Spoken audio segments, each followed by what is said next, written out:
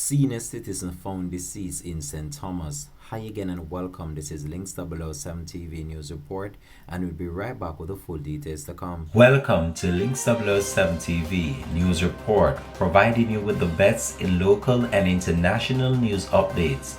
This is a place where you can get the most reliable and informative news information. Links 007 TV News Report. Welcome back and thanks for joining us. This is Links 007 TV News Report. The police are investigating the death of a senior citizen whose body was found at his house in Yallahs, St. Thomas on Tuesday morning. He has been identified as 68-year-old Joubert Fisher of Loudon Hill in Yallahs, St. Thomas. It is understood that sometime after 8 a.m., a man went to the house to carry out repairs when he stumbled upon Fisher's lifeless body. The body was seen with what appears to be a wound to the head, and the police suspect foul play.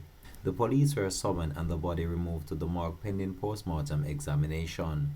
This has been Links 007 TV News Report. Thanks for watching.